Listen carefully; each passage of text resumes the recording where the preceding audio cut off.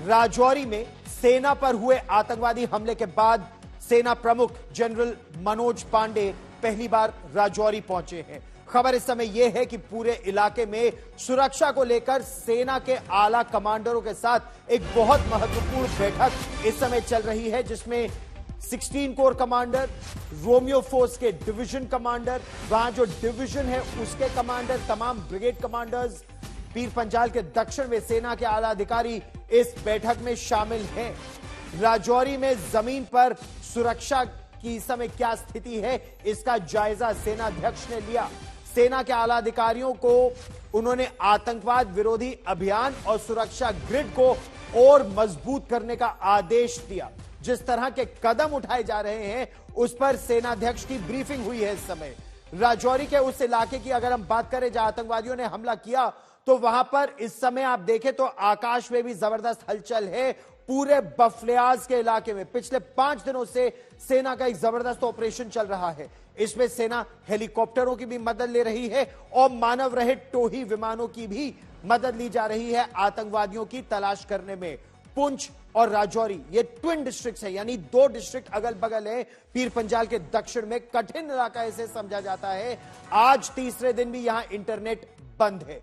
सेना प्रमुख ने राजौरी उनके आने से न केवल सुरक्षा बल्कि पाकिस्तान को जिस तरह का मुंहतोड़ जवाब पाकिस्तान प्रायोजित आतंकवाद को देने की आवश्यकता है उस पर चर्चा हो रही है, ऐसा सूत्र बता रहे हैं।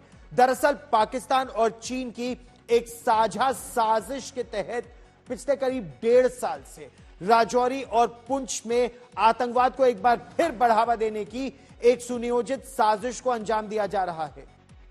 एक के बाद एक आतंकवादियों ने यहां कई हमले किए हैं। सेना को इस इलाके में खासा नुकसान उठाना पड़ा है। यहां के अगर पहाड़ों की बात करें, जंगलों की बात करें, घने जंगल हैं और ये पहाड़ जंगल, यहां जितने नाले बिल्कुल एलओसी तक जाते हैं और वहां से इन्फिल्ट्रेशन जैसे बढ़ रही है, यह सेना के लिए एक बहुत बड़ी चुनौती है इस समय। पुंछ और राजौरी हमले पर आज तक को खुफिया जानकारी जो मिली है, यह जानकारी सूत्रों के हवाले से मिली है, बेहद महत्वपूर्ण।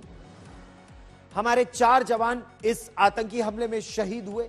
उनके खून का हिसाब पाकिस्तान की सेना को देना होगा, क्योंकि पाकिस्तान की सेना और पाकिस्तान की खुफिया एजेंसी आईएसआई ने ही यह पूरी साजिश रची है कि पीर पंजाल के दक्षिण में सर्दी के महीनों में आतंकवाद को बढ़ावा दिया जाए। उनकी साजिश यह होगी कि आने वाले मार्च, अप्रैल, मई और फिर गर्मियों में कश्मीर घाटी में आतंकवाद और बढ़े। और इसके पीछे जैश ए मोहम्मद और लश्कर तैयबा जो 2 कट्टर इस्लामिक आतंकी संगठन है, इनको नए नाम दिए हैं। किस तरह के नाम? एक जैसे द रेजिस्टेंस फ्रंट टीआरएफ, दूसरा पीएएफएफ। जैश ए मोहम्मद और लश्कर के आतंकवादी, अब जैश ए मोहम्मद नाम है तो सीधा इशारा जाता है पाकिस्तान की तरफ, लश्कर तैयबा नाम आता है तो सीधा नाम जाता है पाकिस्तान की तरफ, और ये इंटरनेशनल बैंड टेररिस्ट है। यूनाइटेड नेशंस ने इन पर प्रतिबंध लगाया है। तो पश्चिमी देशों की आंखों में धूल झोंकने के लिए पीपल्स एंटी फासिस्ट फोर्स, सोचिए, जैश ए मोहम्मद नाम के आतंकी संगठन ने अपना नया नाम रखा है पीपल्स एंटी फासिस्ट फोर्स। अब पश्चिमी देश जहां पर अलग अलग विश्वविद्यालयों में हमास के खिलाफ भी वो बयान देने से कतराते हैं, घबराते हैं, वहां अगर कोई संगठन अपना नाम रखे पीपल्स एंटी फासिस्ट फोर्स तो उसके खिलाफ अमेरिका में कोई रिएक्ट नहीं करेगा। यही आईएसआई की साजिश है। आईएसआई ने इस हमले के लिए पाकिस्तानी आतंकवादियों को बाकायदा इन्फिल्ट्रेट कराया। आज तक एक बड़ा खुलासा हम कर रहे हैं इस समय। पाकिस्तान के कब्जे वाले जम्मू और कश्मीर से जो 2 हैंडलर हैं और हम आपको उनके नाम बता रहे हैं, एक का नाम है सैफुल्लाह खान और दूसरे का नाम है कतल सिंधी। सैफुल्लाह खान और कतल सिंधी ने पाक अधिकृत जम्मू और कश्मीर में बैठकर फरमान जारी किया किस तरह से आतंकी हमले को अंजाम देना है और सेना को निशाना बनाना है। ये जो दोनों हैं सैफुल्लाह और कतल सिंधी, ये लश्कर तैयबा और जैश ए मोहम्मद के साझा ग्रुप कमांडर हैं। यानी भारत पर हमले के लिए आतंकी संगठन आईएसआई ने उन्हें एकजुट किया है। जम्मू और कश्मीर में जो आतंकी हमला है इसके बारे में हम आपको थोड़ा विस्तार से बताते हैं। पाकिस्तान से लेकर चीन तक यह बड़ी साजिश है कि भारत की सेना को कश्मीर घाटी में उलझा के रखो ताकि वो लद्दाख पर फोकस ना कर पाए। मकसद यह कि लद्दाख से भारत ने जो वहां पर एडिशनल ट्रूप्स भेजे थे 2020 के बाद, वहां से सेना को एक बार फिर हटाकर पुंछ और राजौरी में तैनात करने पर मजबूर किया जाए। लेकिन पाकिस्तान और चीन दोनों की इस कोशिश या साजिश क्यों नाकाम हो जाएगी? क्योंकि सेना के पास रिजर्व डिविजन्स हैं जिन्हें इन इलाकों में तैनात किया जा सकता है। उसके कुछ एलिमेंट्स तैनात किए गए भी हैं।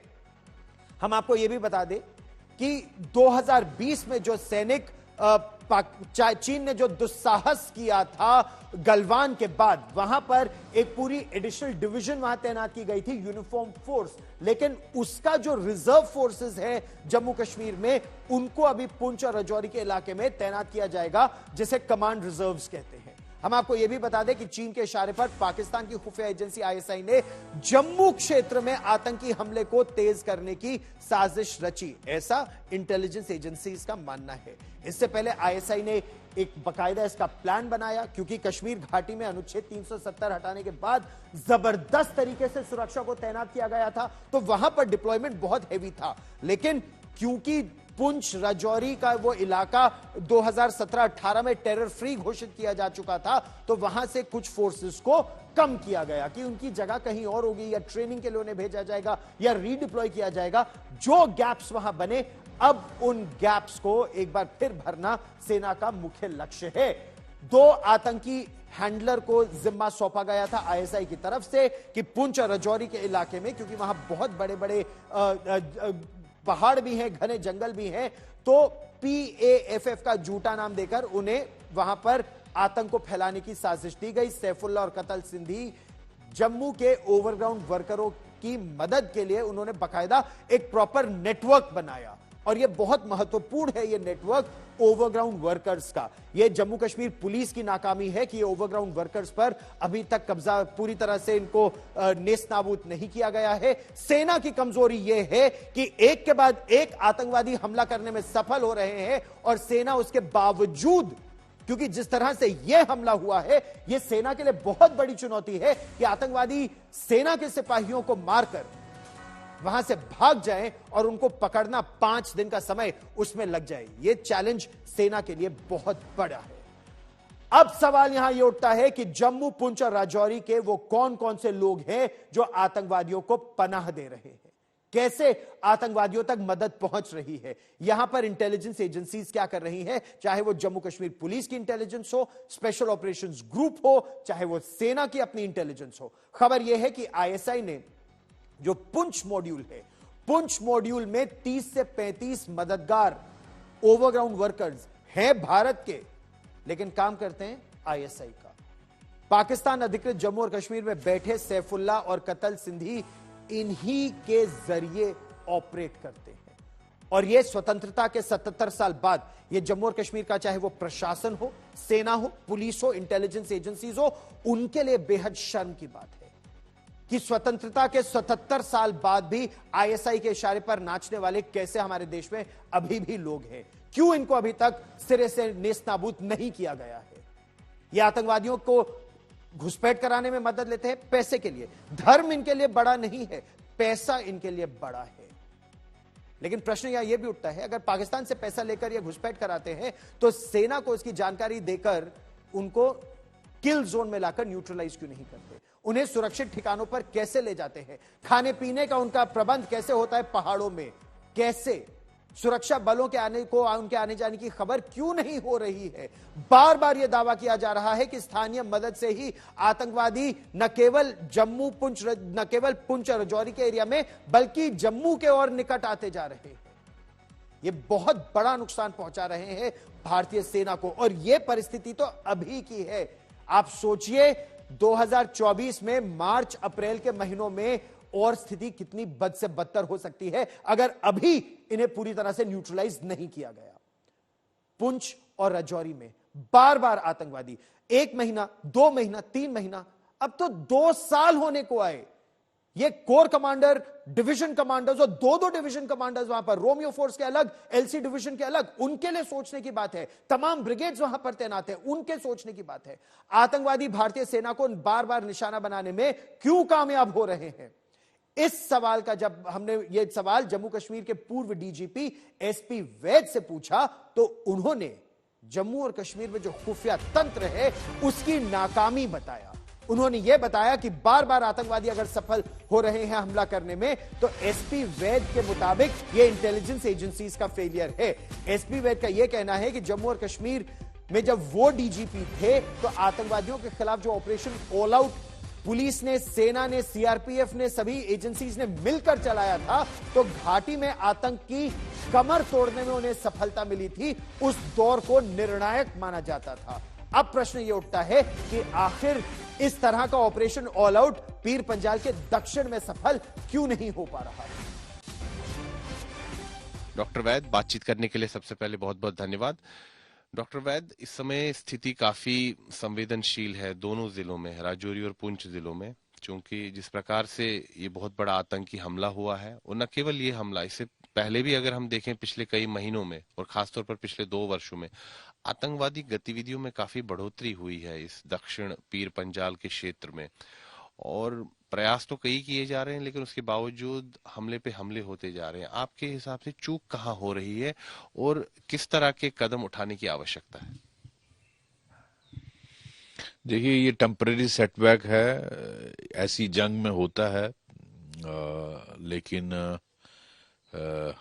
हमें इसका संज्ञान लेना चाहिए सीनियर लीडरशिप को, फौज की, पुलिस की, पैरामिलिट्री की, कि इतनी कैजुअलिटीज हुई हैं पिछले इस 1 साल में या 1.5 साल में। तो ज़रूरी है कि हम अपने ऑपरेशनल टैक्टिक्स को रिव्यू करें, हम इंटेलिजेंस में कहाँ कमियां हैं उनको देखा जाए और एग्जैक्ट इंफॉर्मेशन क्यों नहीं आ रही। और जैसे मैंने पीछे नादन आर्मी कमांडर का स्टेटमेंट सुना था कि 20-25 टेररिस्ट अभी और भी ऑपरेट कर रहे हैं इस इलाके में। उनमें से ज्यादातर पाकिस्तानी आतंकवादी हैं और बहुत ज्यादा प्रशिक्षित हैं, और ये भी बताया जा रहा है कि उनमें से कई ऐसे भी आतंकवादी हैं जो कि पाकिस्तानी सेना में पहले कार्य कर चुके हैं। जी, उनका स्टेटमेंट के मुताबिक, जैसे आप कह रहे हैं कि पाकिस्तान फौज के कुछ लोग हैं उसमें और सेना में काम कर चुके हैं और हाईली ट्रेंड, अफगानिस्तान में जिनको ट्रेनिंग दी गई है। और जैसे कल के परसों के इंसिडेंट में हथियार जो यूज हुआ है वो M4 है, कार्बाइन, अमेरिकन कार्बाइन जो अफगानिस्तान में छोड़ गए थे, और बुलेट प्रूफ को पियर्स करने वाली जो आर्मर्ड पियर्सिंग बुलेट्स हैं वो इस्तेमाल हुई हैं। तो ये काफ़ी सीरियस इशू है। आई थिंक सीनियर लीडरशिप को इसका एक रिव्यू लेना ज़रूरी है। और मेरे सहयोगी सुनील जी भट्ट ताजा जानकारी के साथ इस समय हमारे साथ जुड़ रहे हैं। सुनील जी, आर्मी चीफ इस समय मौजूद है पुंछ राजौरी के इलाके में, उनका वहां जाना यह दिखाता है कि सेना बहुत सीरियसली इस थ्रेट को ले रही है, लेकिन कहां कहां चूक हुई, सेना अब किस तरह की रणनीति अपना रही है?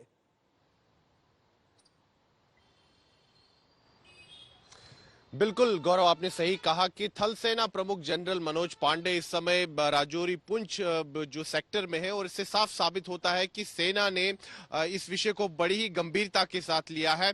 और इस समय गौरव, हम इस समय जब बात कर रहे हैं, इस समय भी थल सेना प्रमुख जो है राजौरी पुंछ सेक्टर में अहम बैठकें कर रहे हैं। वहां पर व्हाइट नाइट कोर के जो कमांडर है लेफ्टिनेंट जनरल संदीप जैन, साथ ही में रोमियो फोर्स के जो GOC हैं, बाकी जो सेना के आला अधिकारी है, साथ ही में जम्मू कश्मीर पुलिस के भी जो आला अधिकारी हैं, उनसे भी विचार विमर्श हो रहा है। और कहीं ना कहीं वो एक फीडबैक ले रहे हैं लोकल कमांडर से कि आखिरकार ये बार बार जो सेटबैक क्यों हो रहा है, इसके कारण क्या है, तो इन कारणों का भी पता लगाया जा रहा है। लेकिन सबसे ज्यादा जो इस समय प्राथमिकता है वो ये है कि एक नई रणनीति बनाने की आवश्यकता है, ठोस रणनीति बनाने की आवश्यकता है, ताकि आतंक जो अपना सिर इन दोनों जिलों में उठा रहा है, इस सिर को जल्द से जल्द कुचलने की आवश्यकता है। क्योंकि गौरव, अगर हम 90 के दशक की तरफ देखें और 2000 का जो दशक था उसमें शुरुआती वर्षों की तरफ देखें, तो ये दोनों जिले आतंकवाद से काफी ज्यादा प्रभावित थे और सुरक्षा बलों के अथक प्रयासों के कारण दोनों जिले आतंकवाद। लेकिन सुनील जी, प्रश्न तो यहाँ ये उठता है कि हाल के वर्षों ने सेना ने ही कह दिया था कि ये एरिया टेरर फ्री है, इसको टेरर फ्री घोषित कर दिया गया था। क्या खतरा इस समय सबसे बड़ा यह है, प्रीमेच्योर डिक्लेरेशन ऑफ विक्ट्री की जीत हासिल हुई नहीं और बोल दिया हम जीत गए और आतंक खत्म हो गया, जबकि आतंक का वो कैंसर पूरी तरह से निकला नहीं है। पुंछ हमले में शहीद हुए जवानों के शव अब उनके घर पहुंच रहे हैं। कानपुर में कर्ण सिंह यादव का अंतिम संस्कार इस समय किया जा रहा है। उनके गांव से हम आपको ये रिपोर्ट दिखाते हैं।